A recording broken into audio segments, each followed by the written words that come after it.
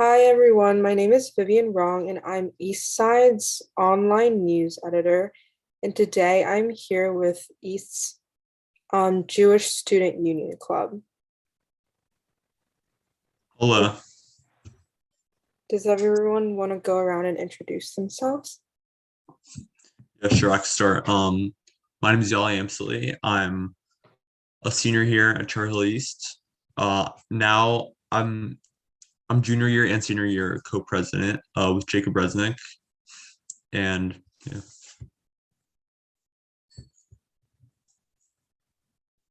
I'm Mason Rosenbaum. I'm on the board and I'm a sophomore here at East. My name's Sarah Greenspun. I'm a junior at East and I'm on board for JSU. Hi, I'm Jacob Resnick. I am a senior at East and I am co-president with Yali Amsili. Hi, I'm Leah Wayne. I'm a junior at East and I'm a JSU officer board. Thank you guys. So I just have a few questions for you. The first question is, what does JSU do and what are your goals as a club? So I can answer that one. JSU and what it does is kind of it's on a personal basis. For me, it builds a specifically Jewish community at East. I personally love to see, a bunch of people coming together, especially people that I grew up with that I haven't seen, people that I went to Kelman with or my Jewish day school with that I get to meet up with now.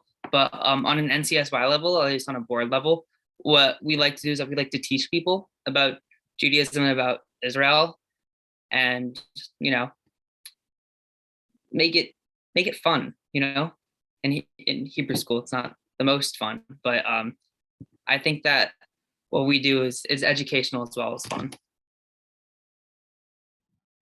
I guess JSU to me is a safe space and I guess a community for people at East. Most of the people who are in the club are Jewish, but we also have a handful of people who aren't and who come just to learn about our culture and our religion, which I think is awesome. But also, it really is just a safe space to be yourself, and it gives people at East a place to, come after school and find their niche and their crowd. I think they hit the nail right on the head with that one. So I don't have any more comments. Thank you guys. Also, just going on from that, how many members would you say are in the club on average from year to year? So it's kind of been tricky. I feel like Yali and I are the ones that have really been able to see that. But when we were freshmen, always the first meeting got like 60, 70 people. It was always incredibly packed. The picture day meeting also incredibly packed. But generally, throughout each week, we would get maybe 15, 20 people, 15, 25, I think was our average. And COVID was tough, as it generally is for a lot of clubs. Getting members was difficult, but every time that we had a meeting, we got a consistent 35 people and up. Our membership has always been great. And although she's not here, I'd like to thank one of our other board members. I'm not going to call her out, but she's been incredibly helpful managing our Instagram. And I think that does wonders. And our mind is also incredibly fun. But now we get every other week, we get around 20 to anywhere from 20 to 40 people.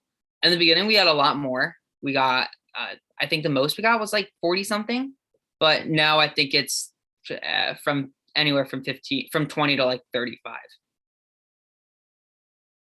which is like a wide range, but a lot of people. And also depends on like the event. If it's like holiday based, then a lot of people may want to come just to like check out the holiday, see what it's about, maybe practice it at home. So it really depends. On average, I feel like Jake really got this one. And yeah, I feel like we're just growing. We're a grown club, especially after COVID. So we're just going up from here. Thank you. Yeah, that's a great segue into my next question, which is, What are some of your favorite things to do to celebrate Jewish culture and religion? I can start with that one, especially at JSU. I really like when we celebrate like certain holidays with like games or stuff like that because like everyone has like a different type of Judaism. So, but most people like of the religion can just connect through the holidays. So, especially when we can celebrate those like during the club with like certain games, I think like that's what I really enjoy. I 100% agree with that. Also, I think it's the food surrounding holidays, especially. Always one brings people in to learn about it, and two, it's just fun to gather with people around the food around the holiday. Definitely adding on to that, a big part of Judaism is our food, and the culture that goes with it. So let's say a couple months ago, November, December time, it was Hanukkah, and one of the main parts of Hanukkah is having this donut. It's called sufgan yot, but so we brought in and we ate outside, obviously because COVID was still pretty strong. And we had donuts and we played Hanukkah games, a game called the Dreidel, and it was just really nice, I guess, to see everybody participating in the event, and smiling and having a good time. So that was fun. So for me, as it relates specifically to Jewish holidays, any gathering with a lot of people is just, it's always a lot of fun. Almost every holiday, with the exception of like 3 that I can think of off the top of my head, they're all Jewish holidays, all end or start with parties, and it's a beautiful thing for younger kids. It's learning, and it's, you know, walking around with the Torah. At synagogues, walking around with the Torah or the Bible, the Old Testament, the Torah for us, and you know, really just singing and dancing. It's a lot of fun. And when you get older, there's a little more party aspect to it, because it's a mitzvah or a commandment to really make the best of, you know, the festive moments in Judaism. And even for the sad, or the mourning, or for a Yom Kippur, Day of Atonement, it's for me, it's a lot about hanging out with my family and friends. You know, Judaism, we are just like one big family. And whenever I go to synagogue on Yom Kippur, it's really, or shul, so the temple on Yom Kippur, it's really just a great thing to hang out with the people that I love, and, you know, not have a good time for Yom Kippur specifically, but just spend time together. Yeah, so my favorite part is like learning about the history of the Jewish people. I mean, we have a rich history filled with like perseverance, which is basically what, you know, like almost all of our holidays are based on, like our perseverance. So I really like that. My favorite holiday is probably Passover, which is coming up soon, and I really like to eat like the crackers. I feel like they're very good. I like those. Thank you. So my next question is, what is something you think club members look forward to every year? I guess every year is just like coming back to East, but I feel like every week our main draw is, I'm not even ashamed. Our main draw is the food, you know. For every club that I run, it's for every club ever, it's difficult to get people to come and get people to stay. And the way that JSU does that is that we have kosher food, and kosher is a list of rules and regulations in the Torah and the Bible about what you can and cannot eat, or why you can and cannot eat something, reasons for all of it guaranteed. I'm not the right person to ask about it, but we serve kosher food because that's what we believe in. And the draw is that we have it. And we use the kosher food to kind of teach people. To first we get them there, and then we teach them, and then they have fun. And there are people that don't come for the food. For example, when I was younger, when I was a freshman, I never came for the food because I couldn't eat the food for different reasons. Leah also couldn't eat the food for different reasons. And it was, I think the reason people keep coming is because even if not for the food, you get to spend time with your friends. You get to spend time learning about something that's interesting. You get to spend time playing games about things that you don't really get to see all that often in your everyday lives. I'm going to use like Shabbat for Jewish people, Sundays Christian. It's a break, you know, from general life to sit down with the people that you love, your friends, whomever, and to think about, you know, sometimes it's the little things in life, to treasure them, and maybe learn about the big things in life too, just to take a second and learn. And the games we play are also incredibly fun, in my opinion. Yeah, they're pretty fun. I'm gonna add to that, like, I also never really came for the food because I couldn't eat either. But something that draws me back to anything like involving Judaism is just community, and to find like community like in East specifically, of people that you relate to and can have fun with is another draw. Building off what Leah said, community is one of like the core principles of Judaism. There's not really a holiday in Judaism where you're supposed to be alone. You're supposed to be with people on pretty much every single holiday. In fact, in order to hold a full service, you're supposed to have a minyan, which is a certain amount of people, because you need community to hold yourself together. And that's, I guess, tried throughout the ages. And that's why Judaism still grows strong, because we have such a strong community. And I think that people come to JSU to be a part of that community and engage in it.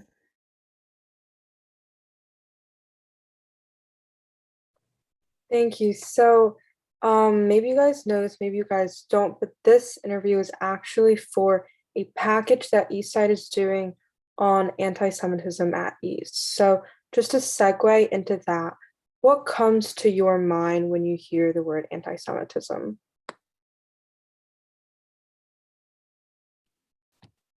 Bad.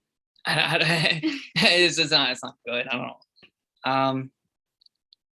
I don't know. I have specific moments, but even that, it's not representative, I guess.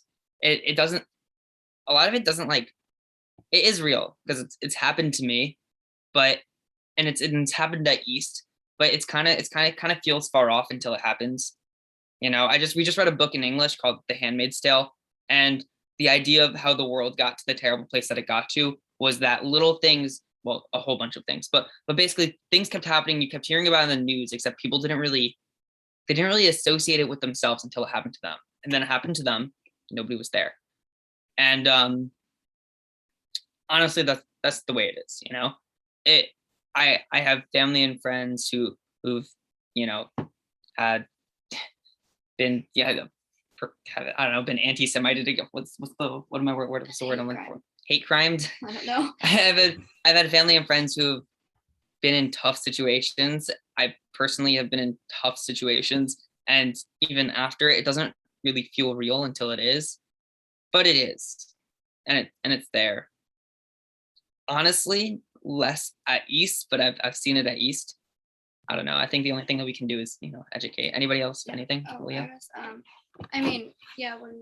What comes to mind? I mean, obviously, anti-Semitism comes from like hatred, and I also think it comes from like lack of education and like open-mindedness, and it's prevalent. Like Jake said, it's like not something that feels real until it happens to you or someone close to you. So that's kind of all I had to add for that. Yeah, so for me, anti-Semitism, it just like hatred, you know, any form of hatred against the Jewish people. And we see this like hatred in other cultures too, but specifically for the Jewish people. In the past, I know is more of like a religious issue, like maybe like converting them on by force, like the Jewish people. But now it's more of like a social issue where people are truly like against the values of what, you know, the Jewish community holds. And I feel like Jacob Resnick, I feel like he made a good point about East, right? Where we don't really experience it here at East. Like, I feel very fortunate that besides like Cherry Hill East, the other buildings on Crescent, like you could see that are like temples and like synagogues for Jewish people. So it's something, we have a strong community here at East, but I know it does exist where some people aren't as informed, like Leah said. Yeah, I want to build on what Yali said. Personally, I feel protected because from my house to East, as Yali said it, there are two synagogues, and if you go down the road, there's another two, and if you go down the road some more, there's another two. And I can name them all if you don't know. There's Torah Links, which is on Springdale Road next to the fire station. There's Temple Emmanuel, which is across from the JCC. There's Temple Beth Shalom and Chabad, which are both across from Chanticleer. There is Bethel, which is If you keep going further down Crescent Evesham. And then if you keep going down Evesham, there is I'm missing it. It's blanking. It's a Reformed synagogue that is merging with Temple Emmanuel. Oh, Shalom. Makor Shalom. Makor Makor Shalom. Shalom. Makor Shalom. A lot of it's very and it makes me feel protected, yeah. specifically where I am at East, and we do live in an incredibly Jewish area, you know, proportional to the world and proportional to America, even proportional to New Jersey. We live in an incredibly Jewish area, but that's not the way it is. And I know that my siblings took it, my friends even took it for granted, living in Cherry Hill, then to leave it and to like kind of be out of that bubble, because it is really a bubble. But even when I think of anti-Semitism, I do think of how fortunate I am to not have to really experience the brunt of it. Going off of that, and I guess going back to the original question is like, when anti-Semitism comes to mind, it kind of really is just sadness, because I think they all have talked and made extremely valid points. It's just when you realize that, I guess, being so fortunate living in Cherry Hill, it still happens, right? Like a couple of weeks ago, we found a swastika on the bleachers in the gymnasium, but it's just like it comes to mind, and then you think of it. Like for me, I guess it hits really close to home because my great grandma is a Holocaust survivor, but and I can say that a lot of people in our community also have ties to that as well. I think that it also brings a sense of fear, because if you look at it and you see anti-Semitism rising and rising, it makes a lot of people scared, including myself, because you don't know what's going to happen next, right? What happens next after anti-Semitism becomes a lot more prominent, and then you start to see big names speaking out against the Jewish people, and it just keeps getting worse and worse. But that makes you think that, and I guess it just makes you really worried. I guess that's the main thing for me, just worry. Yeah, I like totally agree. Like, I never really saw East as like a prominent place where that much anti-Semitism necessarily occurs, but it's definitely noticeable in especially certain cases. Like, I've never personally like received any of like those sort of feelings like towards myself, but I know that other people have, so it can definitely like poorly impact people, like definitely for the worst. And I just think honestly people need to have filters when they talk or like with their actions in order to like prevent or at least like lessen the chances of these things happening to people. I want to like, you know, touch on what Sarah just said. I think that the filter like, you're right that people need to have filters, but I also think that not it's a good thing, it's a terrible thing that stuff's happening, but it's always an opportunity to educate. And I think that with JSU, we could do a decent job at, you know, educating people. That I'm not going to address every single stereotype about Jewish people, but they're not true, even in the slightest bit. And I don't know.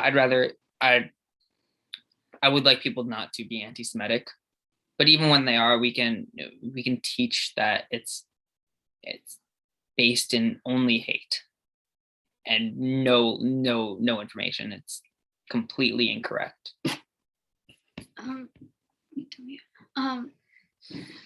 Yeah, no, it's that. I agree with all that. Myself, I have not experienced anti-Semitism at East, like directed at me, but like you hear like this, like the stupid comments or like the stupid things like, oh, you're Jewish, do you speak you're Jewish, do you speak like Jew or something like that. Those, yes, rooted in hatred like historically, but it's also lack of knowledge, just like Jake said, like it's an opportunity to teach, and also like as a person educated on Judaism, educate others yourself. But that's like the only thing I've ever really experienced at least. Wow, thank you guys for sharing.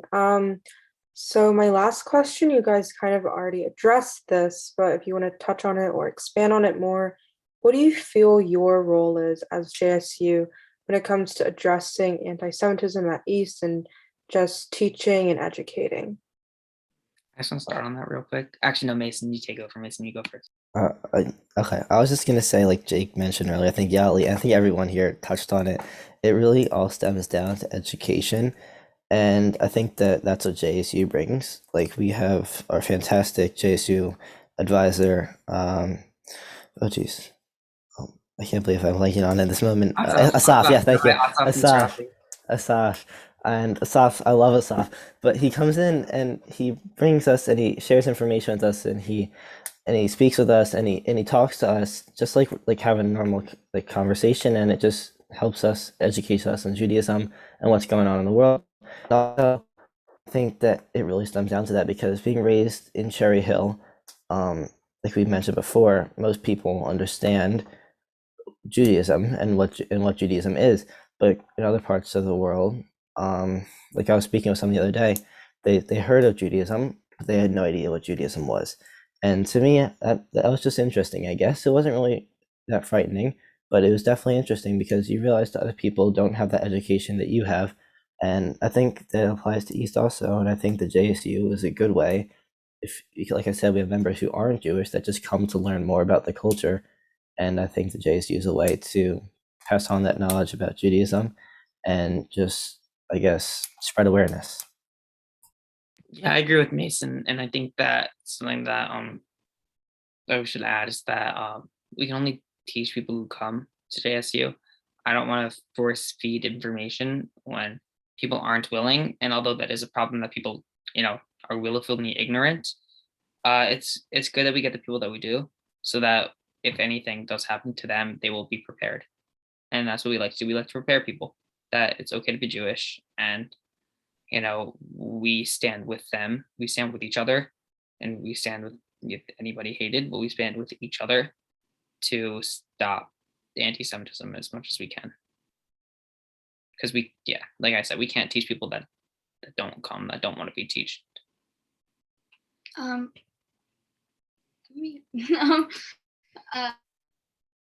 I mean, like, with preparing, like, anyone who encounters it, like in JSU, we're just teaching those who want to be taught. It's also like applicable outside of East and Cherry Hill, and it's like a helpful thing to help people grow and be able to handle these situations outside of Cherry Hill, because like Jake and Mason said, like this is a bubble. Even when you go to other heavily Jewishly populated areas, I've personally never been to one that has like 6 synagogues in a row. It's another like preparation for just going outside the community.